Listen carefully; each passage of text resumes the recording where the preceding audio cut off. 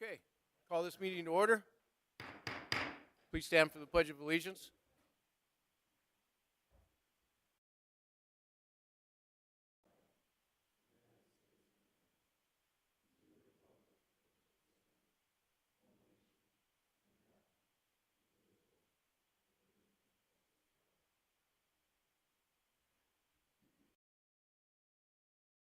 The meeting this evening.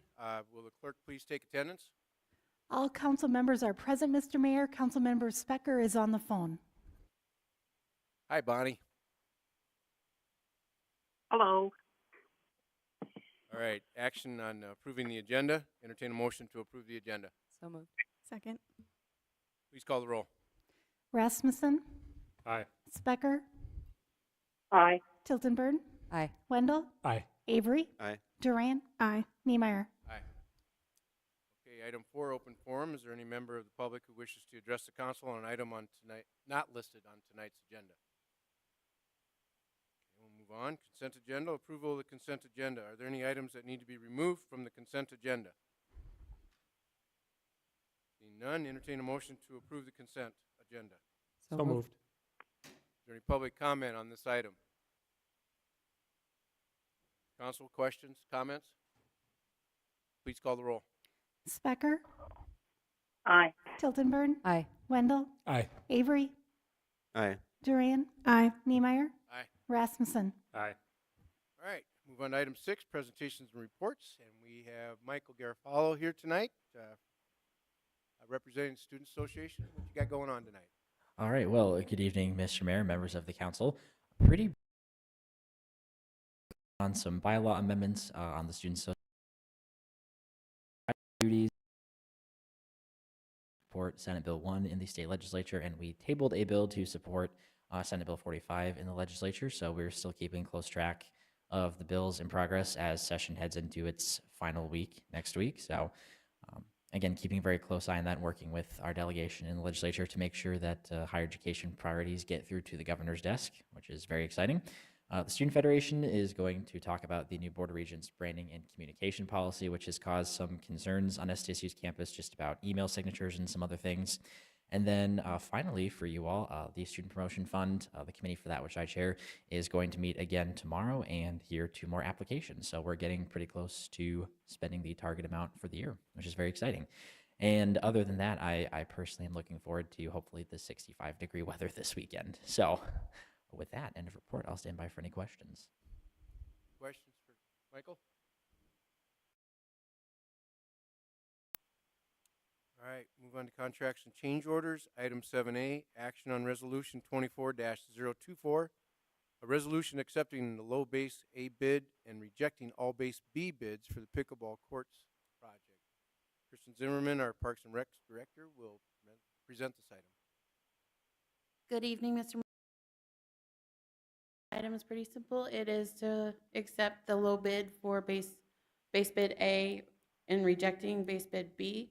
Reason for the rejection of base bid B is it's for the lighting. We're able to get greater function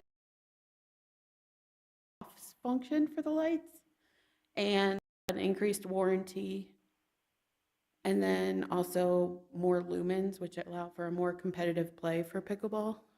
Using a Sourcewell contract, so it's a government purchasing cooperative, so we'll be utilizing that to purchase the lights for the pickleball courts. To approve. Any questions for Kristen on this? Comments, public comments, questions? Kristen, on the, so besides the lighting, was there anything else in the base bid B? Nope. So we've got lots of room because it's the, Yeah, so we'll be coming back with we'll be coming back for an adjustment to increase the playing size around the courts to allow for more, more competitive play. And then also alleyway down the middle. So like if you have a big tournament going on, you can have entries at each court, not necessarily one entry for all the courts, if that makes any sense. Yeah, Kristen, for those people at home that are really excited about this project, could you help us all understand the timeline for completion of this project and when people will be able to start playing? So as soon as it warms up, which could be any day now, they're going to start. And the contract is we're supposed to be completed at the end of August at the absolute latest. So we'll have a ribbon cutting in the fall. All right. That being said, please call. Wait, Wendell? I have one question for Chris. Sorry, Bonnie. Could I you should just ask. remind people how many courts there will be? Yep, there'll be 8 post-tension concrete courts rather than the traditional concrete courts, but there'll be 8 of them.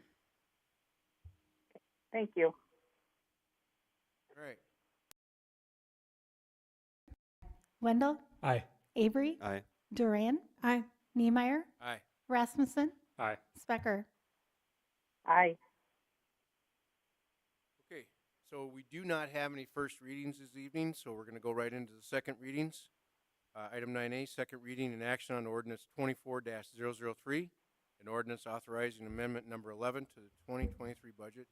Ashley Rentz, our finance director, will present this item. This is the second reading of ordinance 24-003, amendment number 11 to the 2023 budget. This amendment has 4 parts. Part 1 is related to the 22nd Avenue $1,562.50 to the revenue and expenditure budgets to account for additional project expenditures reimbursed by 3M. This part also includes a transfer from the Storm Drainage Fund to the CIP Fund for storm drainage-related expenditures that were part of the project in the amount of $411,562.50. Part 2 is related to the University Boulevard project and recognizes a reimbursement of $64,555.33 from SDSU and related project expenditures for that same amount. Part 3 increases the revenue budget in the police department for a total of $97,608 for additional revenues received for grants, sales of assets, and other miscellaneous revenue, and increases budget authority by that same amount in the overtime pay and building maintenance expenditure accounts.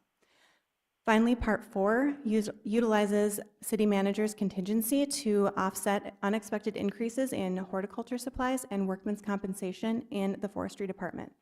No changes have been made since the first reading, and staff recommends approval of this ordinance as presented. With that, I'll stand by for questions. Thanks. Thanks, Ashley. Entertain a motion to approve. So moved. Second. Is there any public comment on this item? Council have any questions, comments? Councilmember Wendell. Is here, and I had a question about Part 3 in the police department that perhaps he could answer if you can't, Ashley. I was just curious about the overtime pay line item and if that exceeded expectations for any particular reason, or if moving those dollars at this point in the year is just kind of business as usual. Would you like to expand on that, Chief?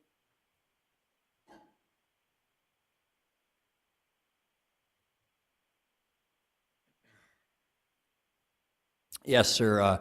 Those overtime expenditures were caused by we had 6 positions open for most of the year in the patrol officers. So we had a mandate, as you know, with minimum overtime and coverage, we had to mandate certain people to work to make sure that public safety was kept for the city. So with having those shortages, and we also were tasked with certain other events that made that elevate higher than we should. But the good news on the horizon is that we should have all 6 hired in the next 2 months, and that should be reduced this year, but I don't want to promise you. But that was the spike by seeing all 6 of those kind of vacate the positions within the last 6 months of the year. Thank you. You're welcome, sir. Department, the workers' compensation, it's an increase in the amount that we had to pay just towards workers' comp for just forestry? Yes. Okay. Any other questions, comments? Oh, Kristen, you got a question, answer on that? It was due to an unexpected injury. I didn't, I believe the increase was due to an injury that we paid out. all right, thank you. Any other questions, comments from council? Bonnie, you have any questions, comments? No, I'm good. Thanks. All right. Please call the roll. Wendell. Avery. Aye. Duran. Aye. Niemeyer. Aye. Rasmussen. Aye. Specker. Aye. Tilton Burden. Aye. Okay, on to item 9B, public hearing and action on a request to transfer an on-off sale malt license and on-off sale wine license for 724 22nd Avenue South from New Saki Incorporated to Saki One Incorporated, Yul Yin Lin, owner. Bonnie Foster will present this item. Mayor and council members and the members of the public, this is a transfer due to a name change of the corporation. The owner, Xuan Yinlin, is going to remain the same, as to say change the name of their corporation. And so that indicated in order to get their sales tax and the license that the alcohol is issued to into the same, we had to do a transfer. So no change to the business, no change in location, only the name of the corporation. Staff recommends approval. Thank you, Bonnie. Entertain a motion to approve. So moved. Second. Open up the public hearing on this item. Is there any public comment? Seeing none, close the public hearing. Does council have questions, comments? Please call the roll. Avery. Aye. Duran. Aye. Niemeyer. Aye. Rasmussen. Aye. Specker. Aye. Tilton Burden. Aye. Wendell. Aye. Motion passes. Move on to other business. Item 10A, action on resolution 24-025, resolution to annex 30.46 acres in the northeast quarter of the northwest quarter, excluding outlet A in section 3, township 109, range 50 in Brookings County, South Dakota. Mike Struck, our community development director, will present this item. Thank you, Mayor. Before you tonight is a resolution authorizing the annexation of 30.46 acres on West 20th Street South. It is contiguous to city limits on the eastern border.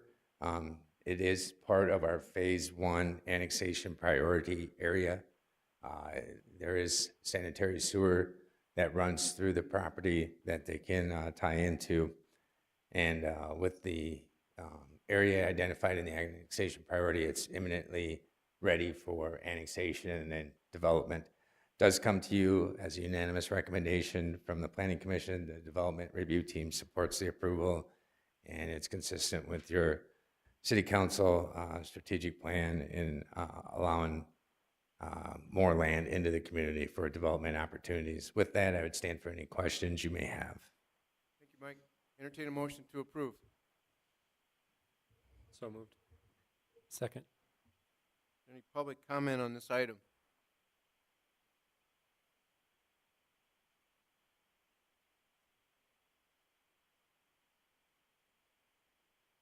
Please state your name and address. I live in Sioux Falls, South Dakota. Good evening, Mayor, members of the council. I'm privileged to be part of the ownership group bringing this project forth. We're excited about it, and I wanted you guys to be excited about it, and I figured out, well, you don't even know who we are. So I thought I'd give a brief introduction to who we are as individuals and as a company, and that way hopefully you're as excited as we are. So TH Companies was started by Travis Harzma. Travis lives here with his wife, Tara. Tara's a 9-year OBGYN here locally with Avera. They've got 3 kids. 2 happen to be at Dakota Prairie Elementary School. They love the town. Travis is a season ticket holder for the Jacks. So that was fun to go see them this year. Maybe get a jersey and all that other to get on board. Another partner in the firm is Eric Christensen, also graduated from SDSU, construction management. His daughter, his oldest daughter, is here at SDSU and got accepted into the pharmacy school. So he also is a season ticket holder. So as you can imagine, they've got some significant roots, some significant love of this community, of the area. I'm not from this area. I've got roughly 30 years of development and construction experience, and I happen to know both of these gentlemen through other various areas. I relocated in from Colorado a couple of years ago, and real excited about being able to develop build communities, and so forth. So that's who we are. You're going to see a lot of us. This isn't the first, or this is the first, but won't be the last project that we bring forth to you. With that, good evening. Thank you.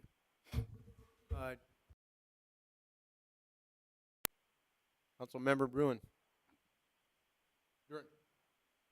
Thank you, Mr. Mayor. I have a to the Planning Commission. They noted that the impact on municipal services was evaluated when you look at annexation, if I'm correct. Can you overview when a land is annexed, how and when emergency services or garbage collection, any of those services are evaluated?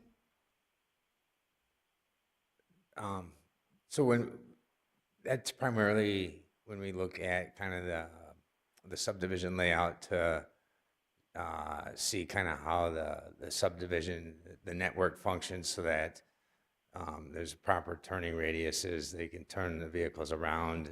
They can do continuous collections through the area. We don't necessarily always do a cost-benefit analysis associated with annexations, but it's more at the subdivision level where you're looking to see how the flow and function of that internal network, how well it can maneuver through the subdivision as well as connect to existing subdivisions. Okay, thank you. And then I have one more question, if that's all right. I know there are quite a few comments at the Planning Commission, mainly about zoning and plating, not necessarily the annexation. Could you overview for the public the next steps after this annexation, if it's passed, of when those comments and questions could be voiced for the zoning and the plating? So if the annexation is approved this evening, the rezoning and the preliminary plat and large-scale residential development is back on the Planning Commission agenda for next Tuesday night. Then the rezoning would move forward with a first reading on the 12th of March at the City Council, and then public hearing and second readings on both the rezoning and the preliminary plat LSRD would be at the March 28th, 26th, 28th meeting, the fourth Tuesday of March. And so that's a schedule that's laid out. We run into a situation this time of year, every year because of the election. The March Planning Commission items that are first readings, we turn them around the following week to get the first reading on board. Otherwise, it's generally at least one full month in between the first and second readings.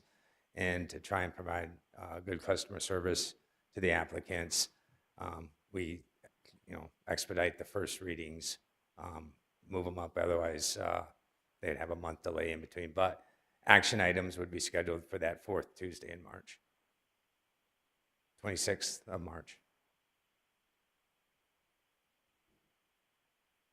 Councilmember. Questions that some of the development is one is a safety issue when you drive out there. You've got kind of a narrow road there, and you've got the big hill, and then now you have nobody out there to run into so much. You put hundreds of homes out there, and you got a lot of people and traffic. Have we had any way to evaluate safety concerns on that? And once is the annexation, are we given approval to everything, or do we still have some time to look at safety and issues like that? So the annexation is determining whether or not it's appropriate for this particular property to be a logical extension of city limits. And if so, is it consistent with the statutory requirements of state law to be annexed? It's a voluntary annexation. It's not a forced annexation. Typically, at an annexation, you have no idea what the development proposals are. In this particular case, the applicant has been forthcoming and is working its way through the rezoning and preliminary plat approval process. So at the annexation, we wouldn't necessarily know what the traffic impact is yet. But with that being said, I don't know where the improvements of 20th Street South falls within our capital improvement program to improve that public right-of-way. I believe the hill is kind of at a part of, well, it's city limits all the way out to this particular location on the south side of the road. The north side of the road is outside city limits, but that's something that would have to be scheduled within our CIP. Any questions, comments? No, I don't have any right now, given that it's just approval of annexation. All right. I think we've talked this one out. Please call the roll. Duran, Aye. Niemeyer, Aye. Rasmussen, Aye. Specker, Aye. Tiltonburn, Aye. Wendell, Aye. Avery. Aye. Okay, move on to our monthly progress report presented by Samantha, our assistant to the city manager. Good evening, Mayor, members of the 2024 progress report. The city has begun a downtown Brookings master plan, and we want to encourage residents their comments and ideas for opportunities downtown onto our interactive map that you can find by going to the city's website. Public engagement events will also be available on that website. Last month, we held a municipal election on January 30th, and we want to make sure that we thank all of our election workers for all their hard work. And we do have one upcoming election on April 9th. Since the mayor and school board races are uncontested, they will not appear on April's election ballot. The deadline to register to vote is March 25th, and more information can again be found on the city's website. In Public Works, the engineering division has several ongoing projects right now, including the University Boulevard project, the 32nd Avenue Detention Basin, taxiway construction, BMU's 20th Street South project, the Western Avenue culvert and bridge replacement, as well as the 5th Street and 5th Avenue four-way stop transition. There are some ongoing studies, including the Stormwater Master Plan and the 6 Mile Creek study as well.